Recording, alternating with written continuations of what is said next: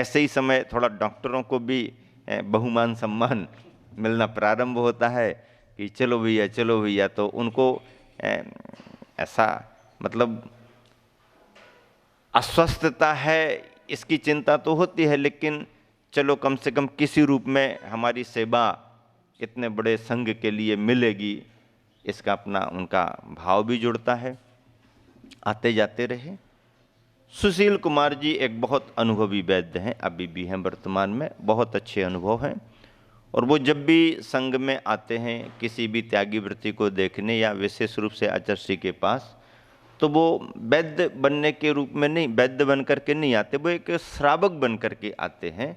और हमने स्वयं उनको देखा शुद्ध वस्त्र पहन करके, स्नान करके और बैठ करके भक्तामर का पाठ पढ़ेंगे। आचार्य श्री के पास बैठ के धीरे धीरे भक्तामर का पाठ करते रहते थे, धीरे धीरे जाप करते रहते थे, आचार्य श्री को देखते रहते थे। नाड़ी परीक्षण उनका बहुत अच्छा था।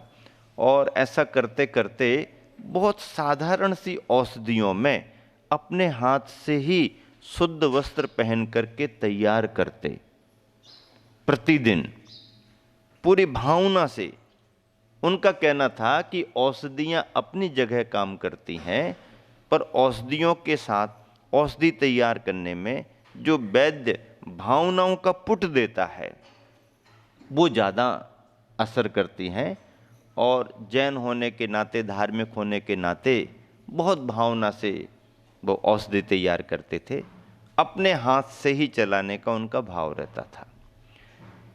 जब वह आए तो स्थिति उन्होंने पूरी समझ ली और उनके आने पर तो अनुकूलता बनना शुरू हुई। लेकिन बिगड़ने की स्थिति कैसे बनी, क्या निमित्त बन गए, क्या असावधानी हो गई, तो बारिश ना होने के कारण और वहाँ पर कुआं जो था उसमें भी पर्याप्त जल संग्रह न होने के कारण थोड़ी थोड़ी कोई ना कोई निमित्त बनते गए। और कहें तो उस चतुर्मास में पूरा संघ चपेट में आया। हंसते हंसते आचार्य श्री कहते हैं ये चतुर्मास तो मलेरिया का चतुर्मास है। यहां तक कि त्यागी वृत्ति आश्रम की बहनें भी सारी चपेट में आ गईं, श्रावक भी चपेट में आ रहे थे। उस समय कुछ वातावरण ही ऐसा चल रहा था। प्रारंभ में क्या हुआ कि जब आचार्य श्री को ये लगा कि अस्वस्थता है और हम लोगों ने समझा, तो बातचीत करके पूछताछ करने पर ये सुनिश्चित कर दिया गया कि आचार्य श्री को इस तरीके की औषधि दे दी जाए। और ये मलेरिया बुखार के लिए ठीक है, अभी ऐसा ही समय चल रहा है, कड़वी दवाई है। इसको ऐसा करें कि मुनक्का, उस समय आचार्य श्री मुनक्का लेते थे, तो मुनक्का को थोड़ा पीस करके और उसको उसमें मिला करके और लुगदी गोली जैसी बना करके दे दें। आचार्य श्री एक ही बार में ले लेंगे और ऊपर से दूध दे देना। ऐसा संकेत मिला, वैद्यों के द्वारा चर्चा हुई। और महाराज जी तो फिर उससे भी ज़्यादा समझ लेते हैं, तो संघ के महाराज जी भी सब उस समय चतुर्मास रत, उस समय चतुर्मास में समय सागर जी थे, योग सागर जी, क्षमा सागर जी, महाराज जी और स्वभाव सागर जी का चातुर्मास उस वर्ष खुरई में चल रहा था। तो उस समय वो थुबन जी में नहीं थे, खुरई में उनका चातुर्मास था। सुधा सागर जी थे, मैं स्वयं था, और भी सभी महाराज, गुप्ती सागर जी भी थे। तो इस तरह से संघ के वरिष्ठ महाराज जी भी सब अनुभवी तो होते ही हैं। तो सुधा सागर जी, गुप्ती सागर जी, समय सागर जी वगैरह ने सारी बात समझ ली और कहा ठीक है अपन करेंगे। तो उस दिन एक दिन आचार्य श्री ने उपवास कर लिया। आचार्य श्री के स्वभाव में भी कई बार ऐसा देखा कि कोई भी स्वास्थ्यगत प्रतिकूलता पड़ती है तो रामबाण सिद्धहस्त औषधि के रूप में वह उपवास मानते हैं। हाँ, कि उपवास कर लो, उपवास कर लो, अथवा जाकर के केवल पानी पानी और हल्की फुल्की खिचड़ी वगैरह लेकर के आ जाओ, ऐसा आचार्य श्री का पूरा विश्वास और उनका प्रयोग सिद्ध है। और आचार्य श्री अभी भी संघ को कराते हैं और स्वयं भी करते रहते हैं। उस समय जैसे ही अनुकूलता प्रतिकूलता ये स्थिति समझ में आई तो एक दिन तो आचार्य ने उपवास कर लिया। अब उपवास हो गया, अब और चिंता हो गई। सभी संघ ने मना किया, आचार्य थोड़ा सा लेके आ जाना, ऐसा करना वैसा करना। आचार्य संघ के तो मैं नहीं, बस हो गया, हमने सोच लिया कर लिया, ऐसा करके टाल देते। तो बराबर औषधि तैयार करा दी गई, गोली बना दी गई। अब वो ये ख्याल नहीं दिया हम लोगों ने कि गोली का प्रमाण थोड़ा बड़ा हो गया है। छोटी गोली बनाए तो वो लेने में जल्दी हो जाए, एक बार की जगह 2 बार दे दें। लेकिन महाराजों ने सोचा कि कड़वी औषधि है, दोबारा देने में जमा नहीं जमा, एक ही बार में दे दो। अब औषधि के हिसाब से मुनक्का भी ली और मुनक्का को इस तरीके से कर दिया। अब वो एक दिन का, पहले तो बुखार का असर, ताप का प्रभाव, सूख जाता पानी, उपवास भी रहा, और प्रारंभ में ही देना था। 2-3 अंजुलि आचार्य ने पानी लिया गरम गरम, और बस महाराज जियों ने इशारा किया तो ब्रह्मचारियों ने उसको बढ़ा दी। आचार्य औषधि लेना है, महाराज जी वगैरह भी सब थे, देख ही रहे थे, औषधि लेना है। तो आचार्य ने देख ली। आचार्य को भी ये अंदाज अनुमान नहीं कि कुछ इसमें मिस्टेक हो सकती है, और वो ली, और जैसे ही उसको अंदर रखा, वो ये सोच करके कि वो एकदम अंदर चली जाएगी, लेकिन वो सूखा होने के कारण चिपक गई। हाँ, वो अंदर ही नहीं हुई, वो मुनक्का के उसमें चिपक गई वो। अब ऐसा लगा कि वो अंदर नहीं, समझ में आया तो कहा नहीं दूध दे दो। दूध दिया, दूध लिया, लेकिन दूध तो चला गया, लेकिन वो अंदर ही नहीं गई। तो अब मुश्किल हो गई। अब वो कड़वाहट जो अंदर चिपक गई, तो उसमें कड़वाहट की प्रतिकूलता तो आती है। कड़वा लेने में कोई दिक्कत नहीं, लेकिन वो बीच में ही अटकी हुई है। ऐसा करके प्रयोग तो आचार्य ने किया कि अंदर जाएगी, लेकिन वो नहीं गई। अब क्या करें? तो अंदर से एकदम वो कड़वाहट की हीक जैसे उठती ना, वो उठी, और उठने पर एकदम उल्टी जैसी इच्छा हुई। तो आचार्य बैठ गए तो ये और स्थिति बिगड़ गई। ये तो अंदाज ही नहीं लगा, मामला बिगड़ गया। संघ पूरा चिंतित हो गया, क्या करें, ये तो अंतराय हो गया। कुछ नहीं, कुल्ला की आचार्य वापस आ गए। अब अंतराय हो गया, वापस आ गए तो ठीक है, लेकिन उसका असर दिन में बुखार बहुत बढ़ गया, दवाई भी नहीं गई। भैयावृत्ति ये वो जैसे तैसे ये सब किया, और फिर भागा दौड़ी शुरू हो गई। दवाई उचित थी, लेकिन प्रतिकूलता हो गई। एक दिन और बिगड़ जाने से स्वास्थ्य और बिगड़ गया, कमजोरी और आ गई। फिर आहार लेने में आचार्य ने कुछ कटौतियां करना शुरू कर दी। वैद्यों की भी नहीं सुनी, संघ की भी नहीं सुनी, लेकिन उससे आचार्य को रहा होगा कि हम कंट्रोल कर लेंगे, लेकिन कमजोरी आना शुरू हो गई। और ऐसा जो बिगड़ा तो पर्यूषण भी आ गए, तो भी आचार्य का प्रवचन शुरू नहीं हो पाया। उस वर्ष पर्यूषण में संघ के एक महाराजियों का ही कराते रहे। पूरा पर्यूषण निकलने को हो गया, आचार्य एक दिन भी मंच पर नहीं गए, अनुकूलता ही नहीं थी। वहीं के वहीं आहारचर्या, बस विश्राम, अपनी चर्या। लेकिन आचार्य के मन में था, इतने लोग सब आए हैं बाहर से, एक न एक दिन तो मिलना ही चाहिए। लोगों ने निवेदन तो नहीं किया, लेकिन आचार्य का स्वयं का भाव था, साल भर में एक बार आते हैं, सभी लोग आते हैं। तो आखिरी दिन पर्यूषण के आचार्य ने अपने मन से कहा, आज के बाद सबका जाना होगा, इसलिए आज तो सभा में जाना ठीक रहेगा। हम लोग आचार्य नहीं चलता है, थोड़ा करेंगे, चलते हैं। चल करके धीरे धीरे गए। उस समय तक थोड़ी अनुकूलता बनना शुरू हो गई थी। गए और आधा घंटे के करीब आचार्य ने प्रवचन दिया, और प्रवचन से समाज को संतुष्टि और प्रसन्नता होती ही है। स्वास्थ्य में सुधार होने लगा। ऐसे अनेक संदर्भ हैं जो विद्वान भी आए, समाज से भी आए, आचार्य से समय समय पर चर्चाएं करते भी रहे। लेकिन अब कर्म की तीव्रता में तो प्रतिकूलता आती है।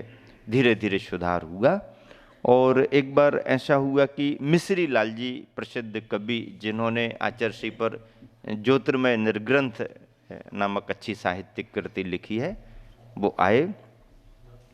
आचार्य को समाचार दिया मिश्री लाल जी आए हुए हैं। आचार्य ने सहज इच्छा प्रकट की, अंदर बुला लो। बुलाया गया, बैठे, बातचीत भी करते रहे। अब उनको लगा आचार्य से स्वास्थ्य के बारे में कैसे पूछें।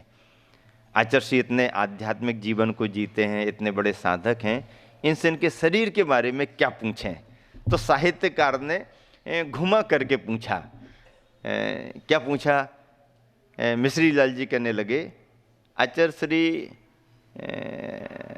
आपकी देह तो स्वस्थ है ना? आपकी देह तो स्वस्थ है ना? देह स्वस्थ है ना, ऐसा पूछा आचार्य से। आचार्य क्या उत्तर दें? जिस तरीके का विद्वान ने प्रश्न किया है, पूछा है, उसी तरीके का उत्तर जाना चाहिए। उन्होंने क्या पूछा? अब यदि हम ये कहेंगे आचार्य श्री ऐसा वैसा, तो आचार्य श्री आत्मा को तो कुछ होता ही नहीं है, वो उत्तर समझ करके चल रहे थे। तो उन्होंने क्या पूछा? आचार्य श्री आपकी देह तो स्वस्थ है ना? आचार्य ने प्रति प्रश्न कर दिया, मिश्री लाल जी, देह किसी की कब स्वस्थ हुई है? क्या प्रति प्रश्न कर दिया? देह किसी की कब स्वस्थ हुई है? अब कोई उत्तर नहीं था, कोई प्रश्न नहीं था, मुस्कुरा दिए, बोले गुरुवर आपने प्रश्न के अनुरूप ही उत्तर दिया है। इसका मतलब है देह तो हमेशा अस्वस्थ स्वभावी ही है, चैतन्य चमत्कारी आत्मा तो हमेशा स्वस्थ रहा करती है। मैं स्वयं वहाँ साक्ष्य था, इतना आनंद आया और आचार्य के चेहरे पर एक मुस्कान आ गई। चर्चा होती रही।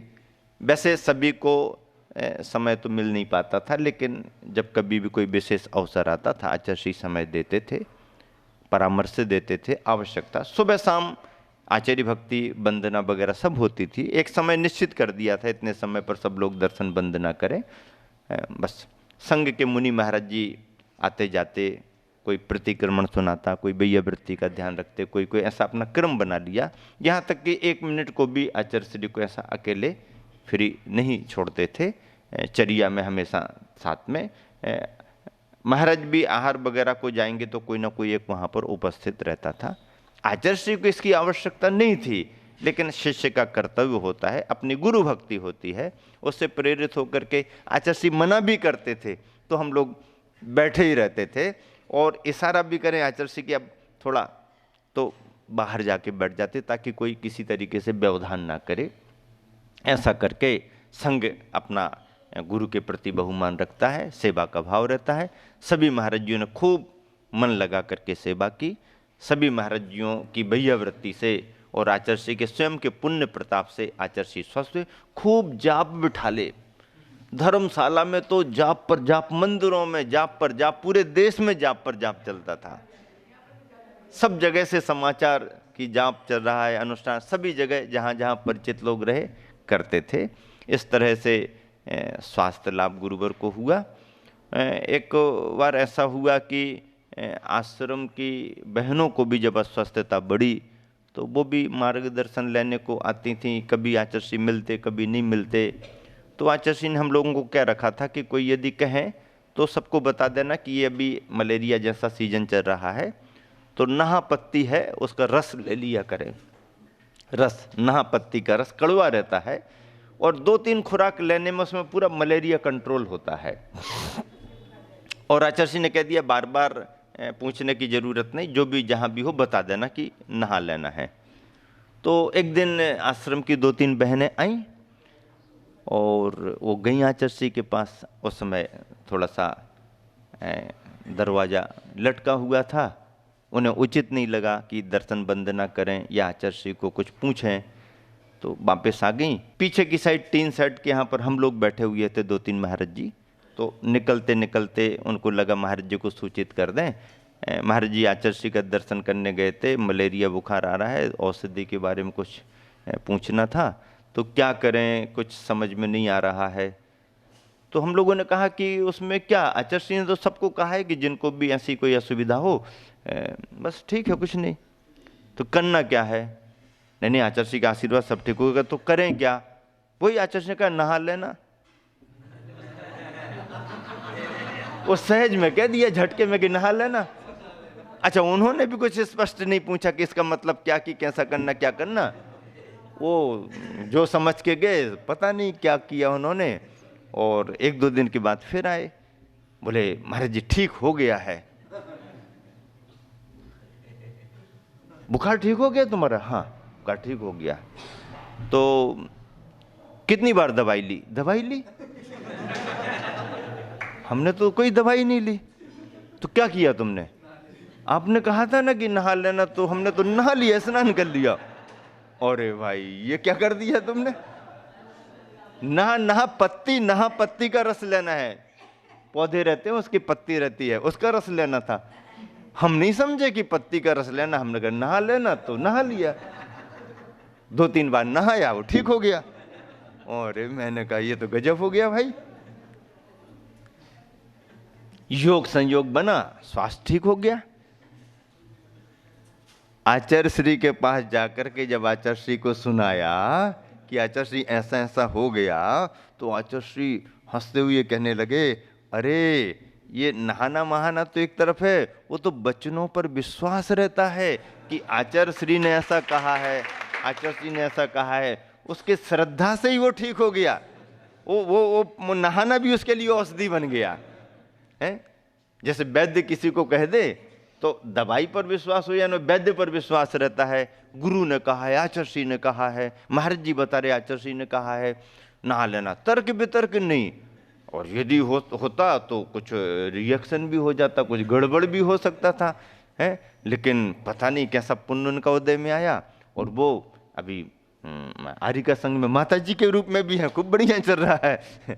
तो ऐसा करके कभी कभी ऐसे हो जाते हैं। सभी संघ को अच्छे से स्वास्थ्य लाभ होने लगा। सभी महाराज जी तो चपेट में आए, लेकिन सुधा सागर जी बचे रहे, गुप्ती सागर जी भी बचे रहे अस्वस्थता से, और मैं भी बचा रहा।